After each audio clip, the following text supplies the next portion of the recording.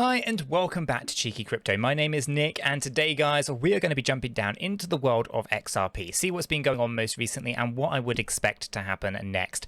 As I get into this video, if you find it useful and informative, hit the like button. I really do appreciate that. If you happen to be new to the channel, why not go ahead and subscribe, tap the bell, select all notifications, and in doing so you will be kept up to date with everything that we do here at Cheeky Crypto. If you haven't yet joined us in Discord, links in the description down below. It's a fantastic community talking crypto 24/7. It's completely free and I don't think you'll be disappointed by what you find down there, so why not go ahead and check it out.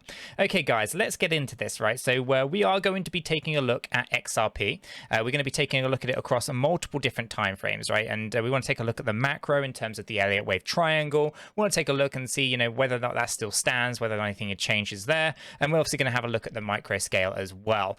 So I think actually what we're going to do is we're probably going to start with this this kind of daily view, and we'll have a good look and a good overview over the pattern, right? So for the most part, this is still incredibly valid, right? There's no reason to think that this has changed in any way.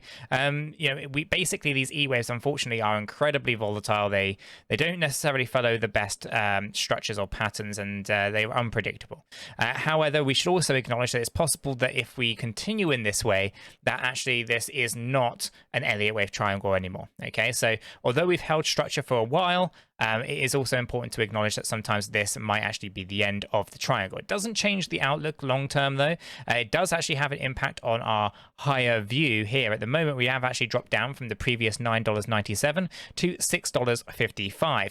With that being said though, we can of course overextend this up towards the 1.236 anyway, and potentially even further beyond depending on what goes on with Ripple and the SEC and all of that kind of stuff. So essentially I'm not overly worried, I'm not concerned. There's some fantastic positions down here to basically be accumulating some more XRP at some fantastic rates. Okay, so as I was kind of talking about a lot as well recently, you know, ultimately we have seen significant discounts, 82% here for XRP, right? So again, anything lower than 80% of the high to me just makes a lot more sense to be dollar cost averaging, but of course there's always more potential to the downside as well. Now obviously at this point I'd like to just remind everyone I'm not a financial advisor. I cannot give you financial advice. I'll just give you my thoughts and opinions on the charts as I see the data, and it's entirely up to you and to do more research and kind of do what you kind of do best, right? So let's now jump back down into the lower time frames, right? XRP has been doing some interesting moves, right? So what we're going to do is we're going to focus in on this recent pullback and the way that we had potentially going to be, or had the potential to kind of see a 5-wave structure. Now this is something that I was looking at on Friday, and we were tracking this as a potential 1 2 3 4 5 and then looking for 3 waves down and an additional 5 waves up. This would have been a zigzag pattern. However, we have actually invalidated that structure by taking this 4th wave lower than the wave 1. That's an unbreakable rule for Elliott wave, so therefore all we have here is 3 waves up, 3 waves down, and we're now tracking some kind of move back up again. We take a look at the stochastic RSI. It's pretty much aligned to the rest of the crypto space at this point, and I am expecting Bitcoin to pull back down as well soon, so this isn't going to necessarily ride up massively. We should be a little bit cautious with that. Essentially I think I'll give you the best case and then I'll give you the worst case on this micro scale. So if we take the best case scenario, we'll be heading out towards 54 cents. Okay, and if I go ahead and just mark that right about there, and then I'll go ahead and grab hold of our price point, it's basically 54.90. okay, and then I'll remove that. That's your kind of best case scenario. My kind of worst case scenario right now is potentially right up here at 46.59. okay, and I'll just mark that up with a price note as well, 59. Now the reason for this is we are tracking a potential on a slightly larger scale here, A, B, and C, right? And that A, B, C structure should take us to about 54.9. However, considering the stochastic RSI and the momentum behind the price action, as in there's just not that many people willing to kind of jump into XRP right now, it's possible that actually we only come up to this A wave high, creating a double top, which would be a bearish signal, and then we look for another structure to come on down.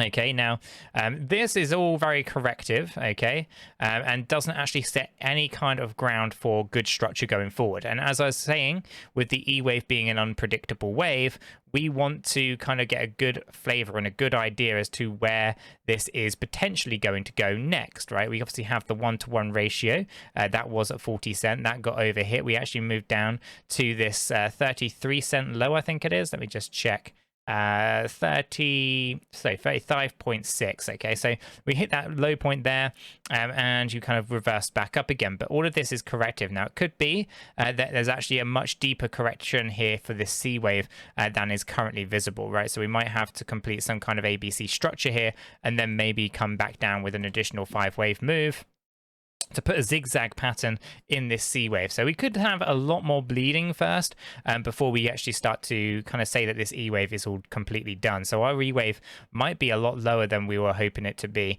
but we want to watch out for a few obviously key areas right on this journey. Okay, it's not an impulsive structure, and there's nothing about this that's actually showing us as something that we should be concerned with longer term. We haven't got a mass kind of impulsive structure other than a potential for 5 waves here, some kind of 3-wave move up and an additional 5-wave move coming down.